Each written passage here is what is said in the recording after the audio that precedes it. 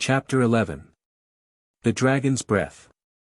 Medusa, phenomena of recurrence, the brood of Echidna and their survival, Behemoth and Leviathan, the mouth of hell, the lambton worm, Ragnar, the lambton doom, the worm's orthodoxy, the serpent, superstition, and science.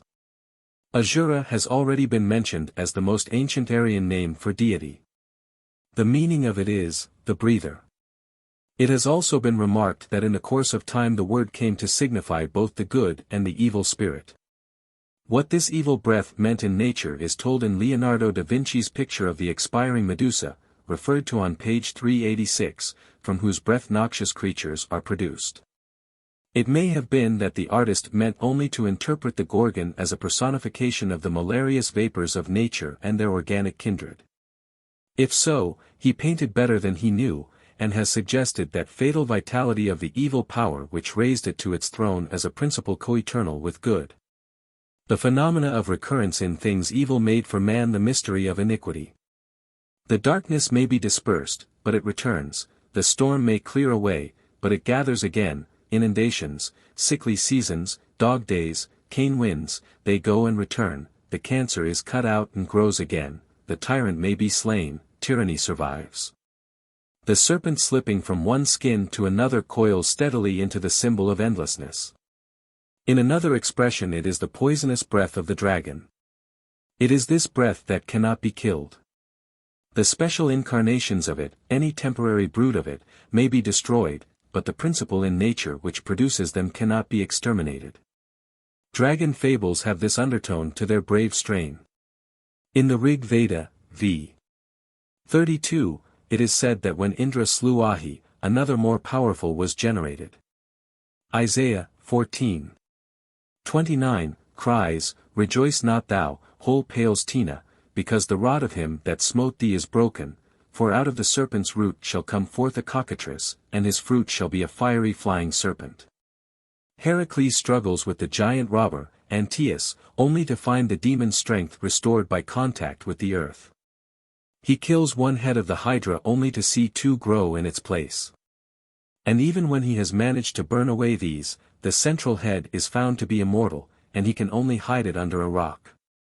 That one is the self-multiplying principle of evil.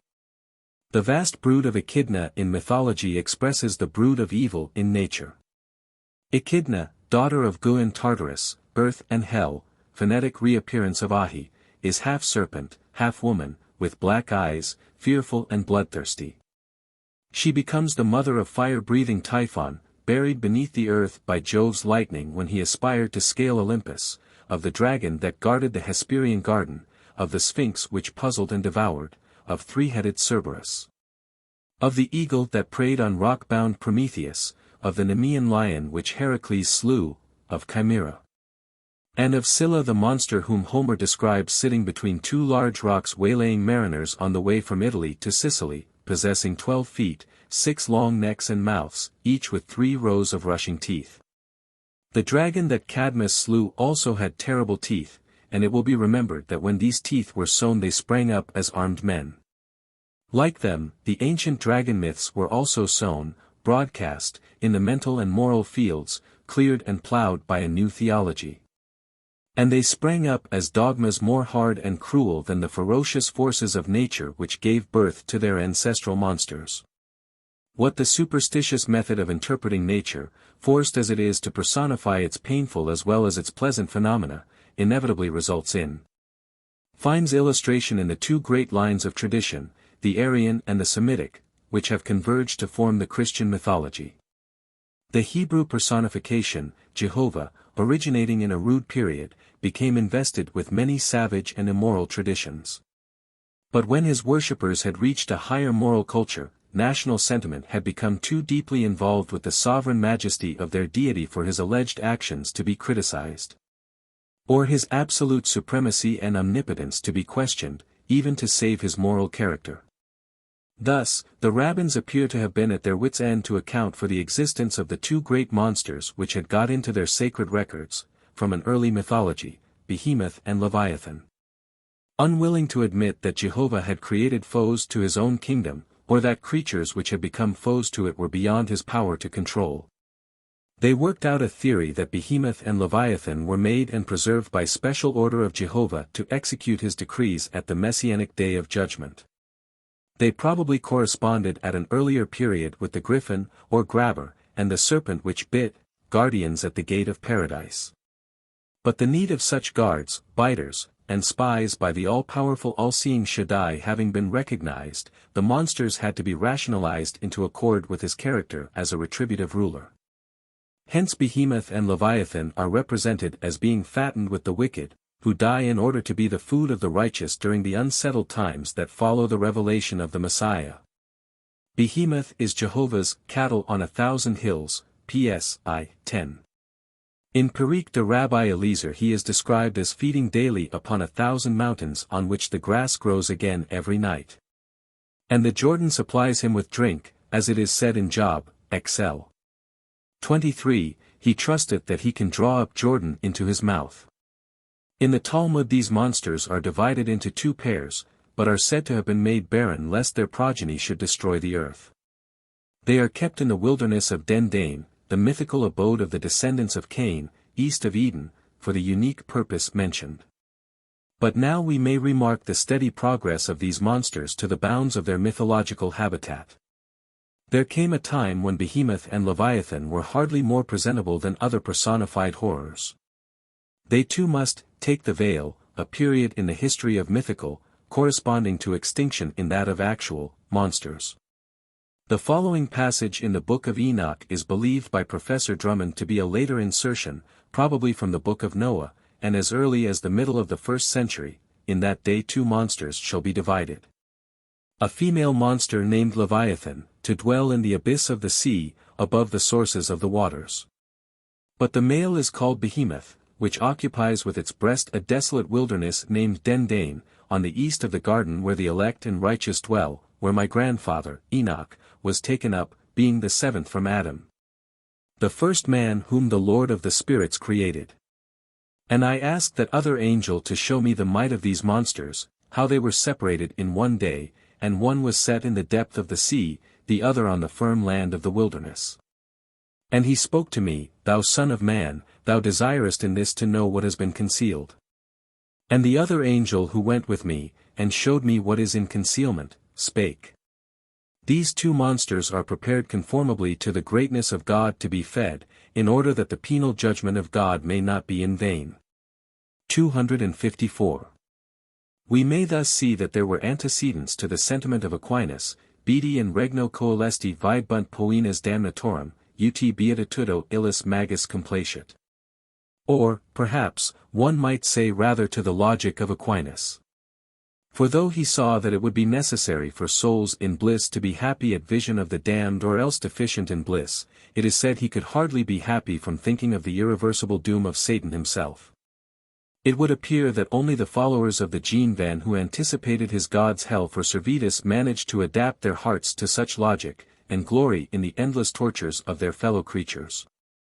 An eloquent minister in New York, Octavius B. Frothingham, being requested to write out his views on the question of everlasting damnation, began with the remark that he felt somewhat as a sportsman suddenly called upon to hunt the iguanodon. Really it is Behemoth and Leviathan he was called to deal with. Leviathan transmitted from Jonah to the Middle Ages the idea of the belly of hell, and Behemoth's jaws expanded in the mouth of hell of the miracle plays. And their utility, as described in the Book of Enoch, perhaps originated the doctrine of souls tasting heavenly joys from the agonies of others.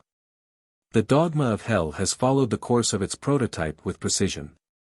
It has arrived at just that period when, as in the case of Enoch's inquiring, the investigator finds it has taken the veil.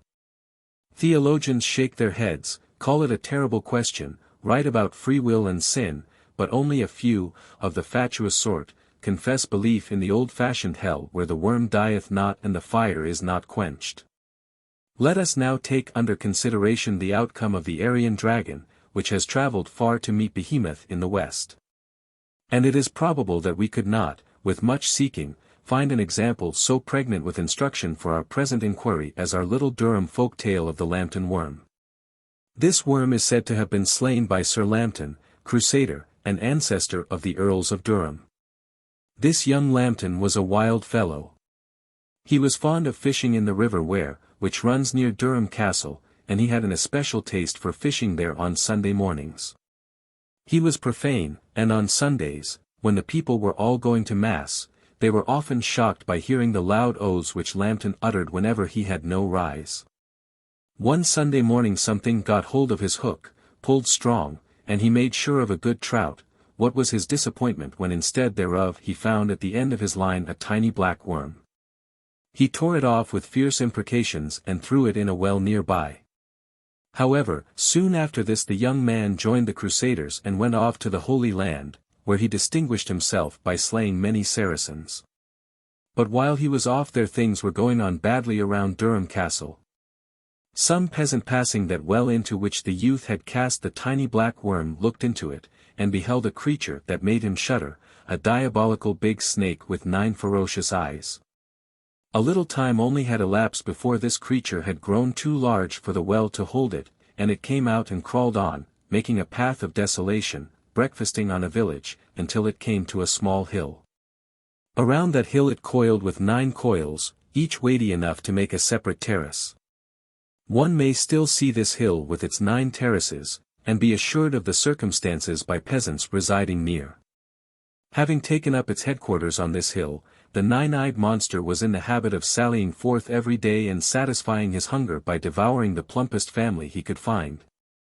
Until at length the people consulted an oracle, some say a witch, others again a priest, and were told that the monster would be satisfied if it were given each day the milk of 9 cows. So 9 cows were got together, and a plucky dairymaid was found to milk the cows and carry it to the dragon. If a single gill of the milk was missing the monster took a dire revenge upon the nearest village. This was the unpleasant situation which young Lambton found when he returned home from the Crusades. He was now an altered man. He was no longer given to fishing and profanity. He felt keenly that by raising the demon out of the river where he had brought woe upon his neighbors, and he resolved to engage the worm in single combat. But he learned that it had already been fought by several knights, and had slain them, while no wounds received by itself availed anything, since, if it were cut in twain, the pieces grew together again. The knight then consulted the oracle, witch or priest, and was told that he could prevail in the combat on certain conditions. He must provide himself with special armor, all over which must be large razor blades. He must manage to entice the worm into the middle of the river where, in whose waters the combat must take place. And, finally, he must vow to slay as a sacrifice the first living thing he should meet after his victory. These conditions having been fulfilled, the knight entered the stream. The dragon, not having received his milk as usual that morning, crawled from his hill seeking whom he might devour, and seeing the knight in the river, went at him. Quickly he coiled around the armor, but its big razors cut him into many sections, and these sections could not piece themselves together again because the current of the river washed them swiftly away. Now, observe how this dragon was pieced together mythologically. He is a storm cloud. He begins smaller than a man's hand and swells to huge dimensions. That characteristic of the howling storm was represented in the howling wolf Fenris of Norse mythology, who was a little pet, a sort of lapdog for the gods at first, but when full grown broke the chains that tied him to mountains. And was only fettered at last by the thread finer than cobweb, which was really the sunbeam conquering winter. Then, when this worm was cut in 2, the parts came together again. This feature of recurrence is especially characteristic of hydras. In the Egyptian Tale of Setna, Ta-Neferka saw the river snake twice resume its form after he had killed it with his sword. He succeeded the 3rd time by placing sand between the 2 parts. And what returning floods taught the ancient scribe remained to characterize the dragon encountered by Guy of Warwick, which recovered from every wound by dipping its tail in the well it had guarded. The Lernaean hydra had 9 heads, the Lambton worm 9 eyes and 9 folds, and drank 9 cows' milk. His fondness for the milk of cows connects him straightly with the dragon Vritra, whom Indra slew because he stole Indra's cows, that is, the good clouds, whose milk is gentle rain, and do no harm. And shut them up in a cavern to enjoy their milk himself. That is the oldest dragon fable on record, and it is said in the Rig Veda that beneath Indra's thunderbolt the monster broke up into pieces, and was washed away in a current of water. Finally, in being destroyed at last by razor blades, the dragon is connected with that slain by Ragnar, in whose armor the sun darts of Apollo had turned to icicles. In the Death Song of Ragnar Lodbrok, preserved by Olaus Wormius, it is said that King Ella of Northumberland, having captured that terror of the north, 8th centre, ordered him to be thrown into a pit of serpents. His surname, Lodbrok, or Hair Breeches, had been given because of his method of slaying a worm which devastated Gothland, whose king had promised his daughter to the man who should slay the same. Ragnar dressed himself in hairy skins, and threw water over the hair, which, freezing, encased him in an armor of ice. The worm, unable to bite through this, was impaled by Ragnar. Another version is that Ragnar killed 2 serpents which the king of Gothland had set to guard his daughter, but which had grown to such size that they terrified the country. It may be observed that the Lambton story Christianizes the Ragnar legend, showing that to be done in atonement for sin which in the other was done for love. The Cornish legend of St.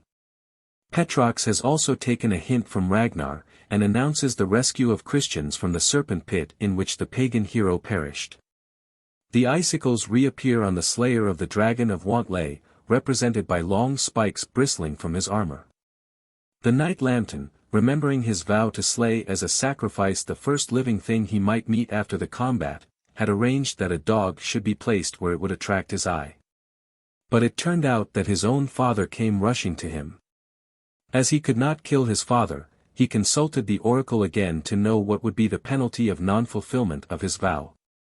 It was that no representative of the family should die in his bed for 9 generations. The notion is still found in that neighborhood that no Earl of Durham has since then died in his bed. The 9 generations have long passed since any crusading Lambton lived, but several peasants of the district closed their narrative with, strange to say, no Earl of Durham has died in his bed. At the castle I talked with a servant on the estate while looking at the old statues of the knight, worm, and dairymaid, all kept there, and he told me he had heard that the late Earl, as death drew nigh, asked to sit up, insisted, and died in a chair.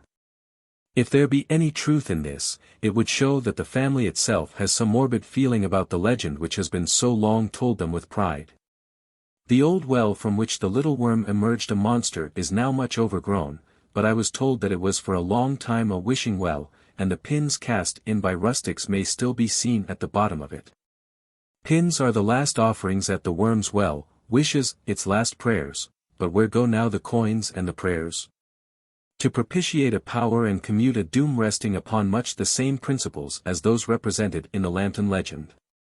A community desolated because one man is sinful miniatures a world's doom for Adam's sin. The demand of a human sacrifice is more clear in the Sockburn story, where Conyers offered up his only son to the Holy Ghost in the parish church before engaging the dragon, that being a condition of success prescribed by the oracle or Sibyl. This claim of the infernal powers represented by the worm, many-eyed, all-seeing, cannot be set aside. Lambton's filial love may resist it only to have it pass as the hereditary doom of his family, representing an imputed sin. For I, the Lord thy God, am a jealous God, and visit the sins of the fathers on the children unto the 3rd and 4th generation. There are processes of this kind in nature, hereditary evils, transmitted diseases and disgraces, and afflictions of many through the offenses of one. But a fearful nemesis follows the deification and adoration of them. How can I be happy in heaven, said a tender-hearted lady to her clerical adviser, when I must see others in hell? You will be made to see that it is all for the best. If I am to be made so heartless, I prefer to go to hell. This genuine conversation reports the doom of all deities whose extension is in dragons. Hell implies a dragon as its representative and ruler. Theology may induce the abject and cowardly to subject their human hearts to the process of induration required for loyalty to such powers, but in the end it makes atheism the only salvation of brave, pure, and loving natures. The dragon's breath has clouded the ancient heavens and blighted the old gods, but the starry ideals they pursue in vain.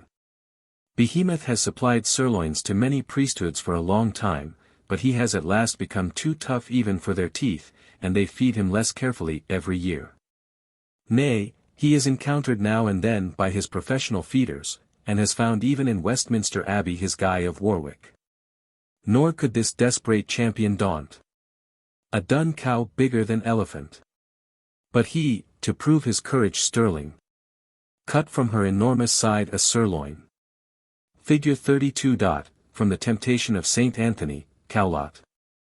The worms, whether Semitic Leviathan or Aryan dragon, are nearly fossilized as to their ancient form.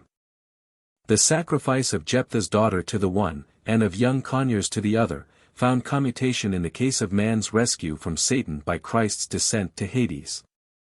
And in the substitution of 9 uneasy deaths for the demanded parricide in the Lambton case. And the most direct survival of these may be found in any country lad trying to cure his warts by providing a weed for them to adhere to.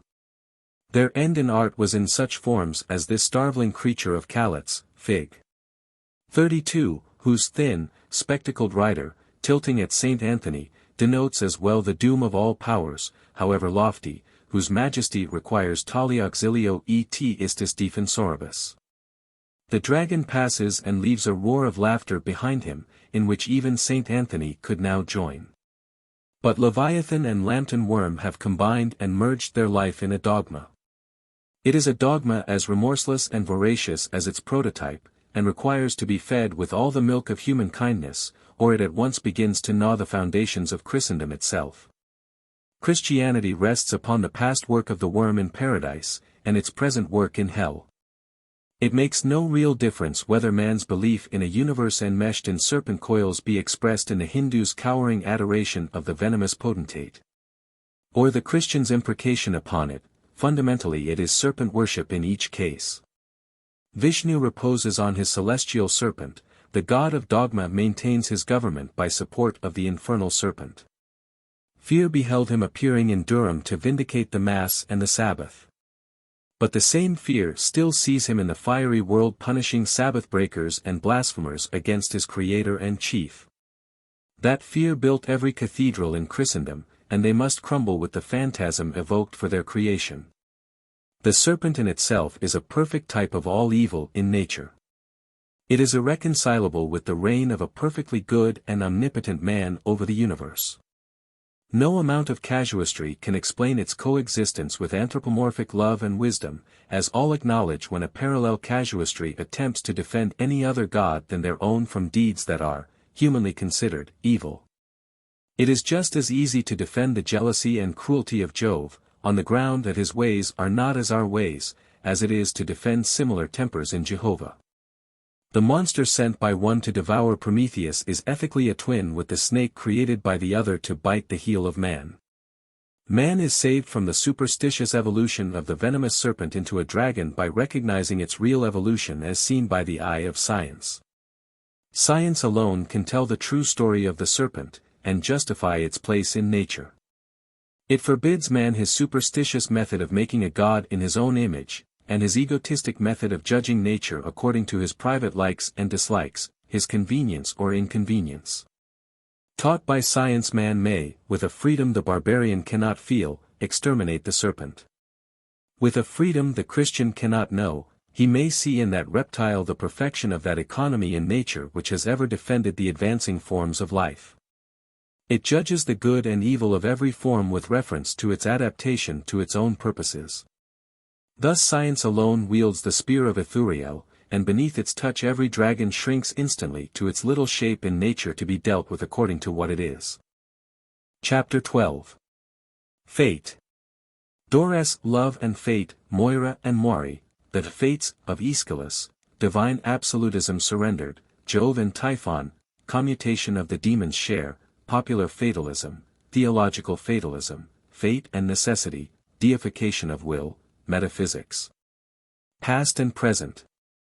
Gustave Doré has painted a picture of love and fate, in which the terrible hag is portrayed towering above the tender Eros, and while the latter is extending the thread as far as he can. The wrinkled hands of destiny are the boundaries of his power, and the fatal shears close upon the joy he has stretched to its inevitable limit.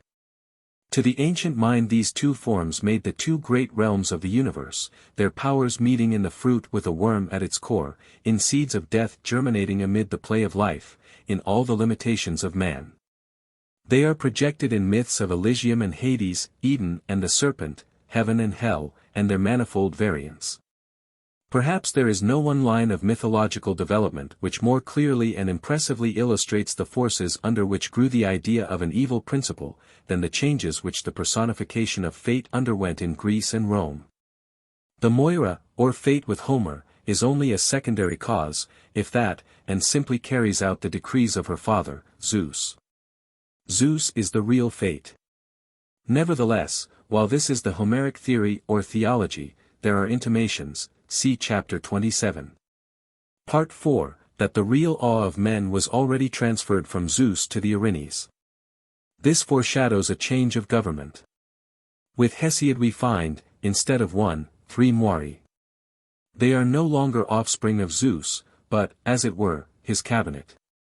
They do not act independently of him, but when, in pursuance of their just counsels, Zeus issues decrees, the Moirai administer them. Next we find the Moirai of Hesiod developed by other writers into final recorders. They write the decrees of Zeus on certain indestructible tablets, after which they are irrevocable and inevitable. With Aeschylus we find the Moirai developed into independent and supreme powers, above Zeus himself. The chained Prometheus looks not to Zeus but to fate for his final liberation. Chorus. Who, then, is the guide of necessity? Prometheus. The triform fates and the unforgetting furies. Cho. Is Zeus, then, less powerful than they? Prom.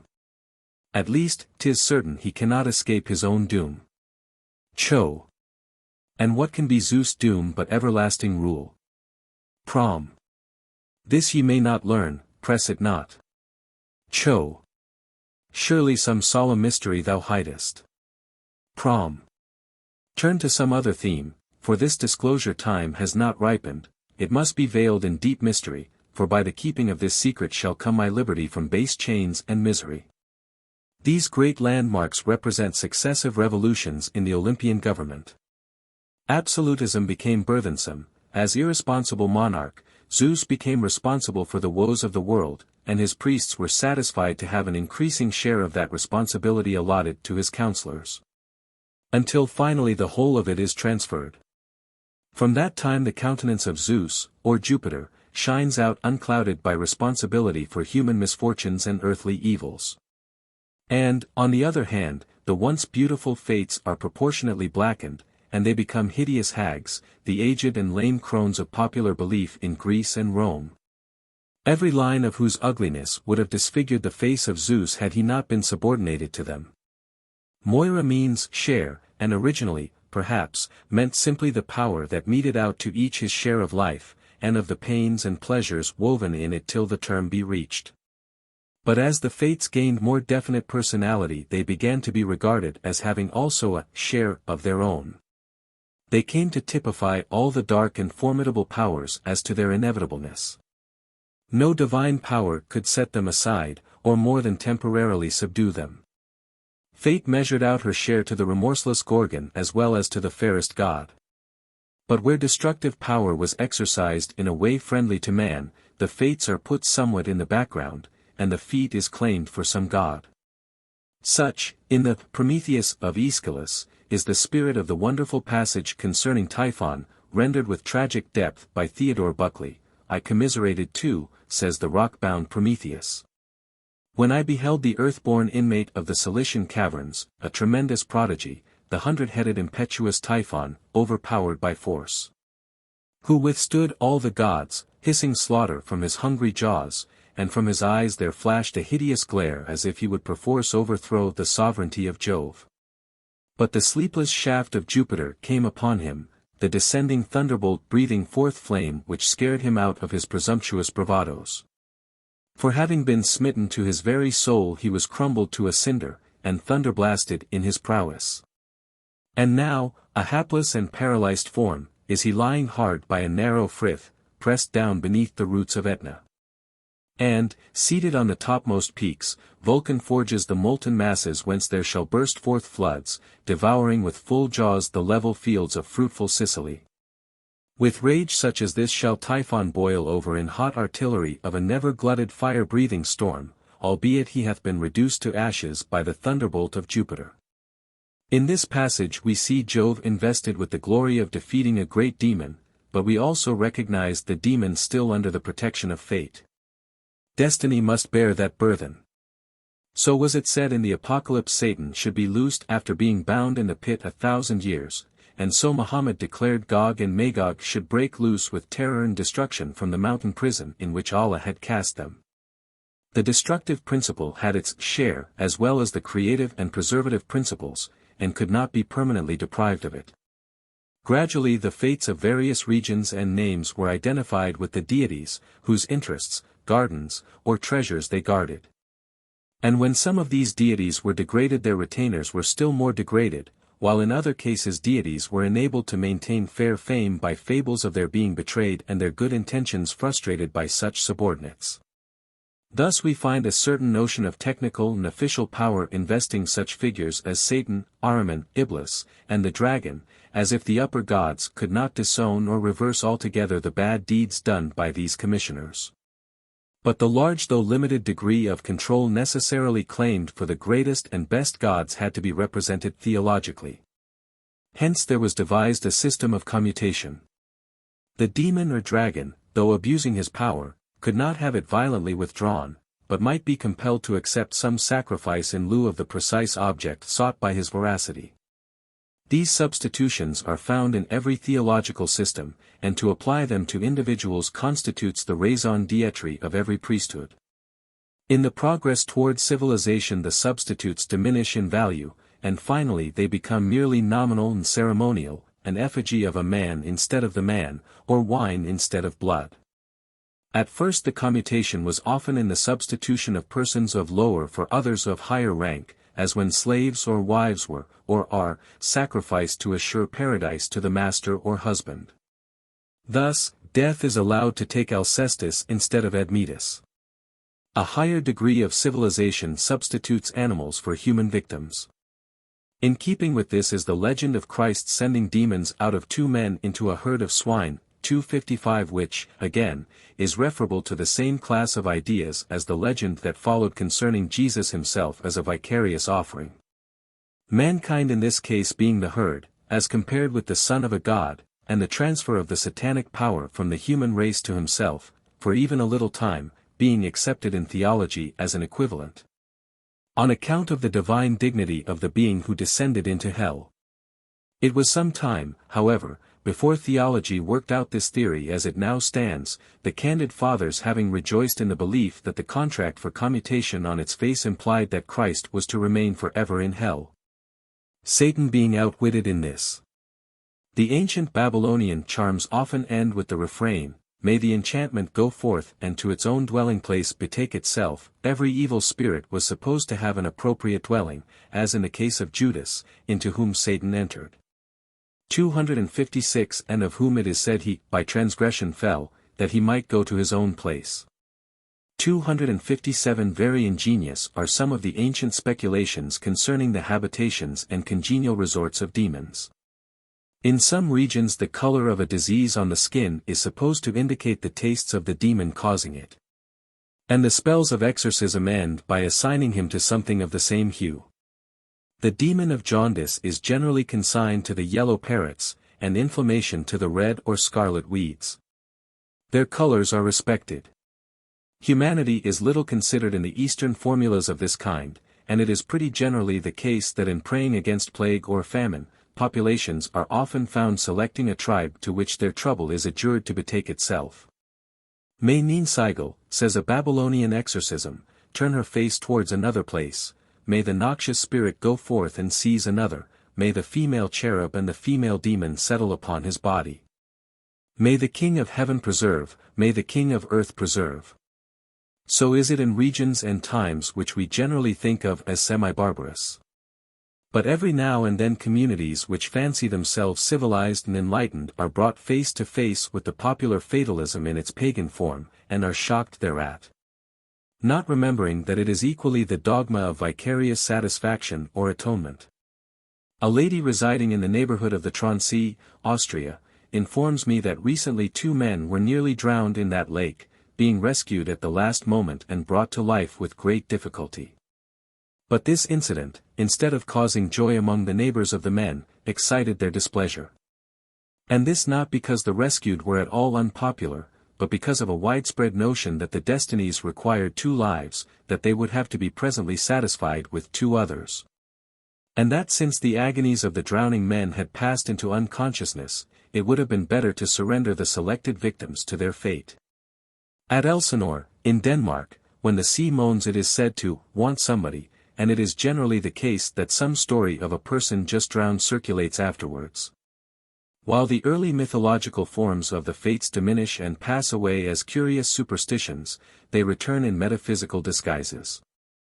They gather their kindred in primitive sciences and cosmogonies, and finding their old home swept free of pagan demons, and, garnished with philosophic phrases, they enter as grave theories. But their subtlety and their sting is with them, and the last state of the house they occupy is worse than the first. Yes, worse, for all that man ever won of courage or moral freedom, by conquering his dragons in detail, he surrenders again to the phantom forces they typified when he gives up his mind to belief in a power not himself that makes for evil. The terrible conclusion that evil is a positive and imperishable principle in the universe carries in it the poisonous breath of every dragon. It lurks in all theology which represents the universe as an arena of struggle between good and evil principles, and human life as a war of the soul against the flesh. It animates all the pious horrors which identify materialism with wickedness. It nestles in the mind which imagines a personal deity opposed by any part of nature. It coils around every heart which adores absolute sovereign will, however apatheicized. All of these notions, most of all belief in a supreme arbitrary will, are modern disguises of fate, and belief in fate is the one thing fatal to human culture and energy. The notion of fate, fatum, the word spoken, carries in it the conception of arbitrariness in the universe, of power deliberately exerted without necessary reference to the nature of things. And it is precisely opposed to that idea of necessity taught by science, which is another name for the supremacy of law. Happily the notion of a universe held at the mercy of a personal decree is suicidal in a world full of sorrows and agonies, which, on such a theory, can only be traced to some individual caprice or malevolence. However long abject fear may silence the lips of the suffering, rebellion is in their hearts. Every blow inflicted, directly or permissively, by mere will, however omnipotent, every agony that is consciously detached from universal organic necessity, in order that it may be called providential, can arouse no natural feeling in man nobler than indignation. The feeling of a suitor in a court of law, who knows that the adverse judgment that ruins him has no root in the facts or the law, but proceeds from the prejudice or whim of the judge, can be nowise different from that of a mother who sees her son stricken down by death, and hears at his grave that he was consumed by the wrath of a God who might have yielded to her prayer, but refused it. The heart's protest may be throttled for a time by the lingering coil of terror, but it is there, and Christian theologians will be as anxious to protect their deity from it, at whatever cost to his sovereignty, as their predecessors who invented the cabinet of women to relieve Jove from responsibility. Metaphysics, which appear to have developed into the art of making things look true in words when their untruth in fact has been detected, have indeed already set about the task just predicted. Eminent divines are found writing about matter and spirit, freedom and natural law, as solemnly as if all this discussion were new, and had never been carried out to its inevitable results. They can only put in Christian or modern phraseology conclusions which have been reached again and again in the history of human speculation. The various schools of Buddhist and Vedantist philosophy have come by every conceivable route to their fundamental unity of belief in God, soul, and matter. In a pessimist visible nature, an ideal invisible nature, and a human soul held in matter like a frog in a snake's mouth, but able by certain mysterious, mostly metaphysical or verbal, tactics, to gain release, and pass into a corresponding situation in the deity.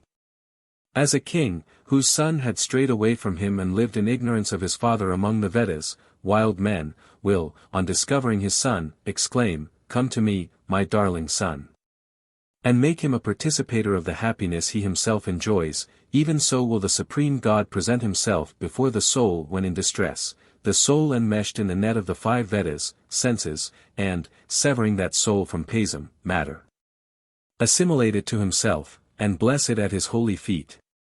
It is too late for man to be interested in an omnipotent personality, whose power is mysteriously limited at the precise point when it is needed, and whose moral government is another name for man's own control of nature.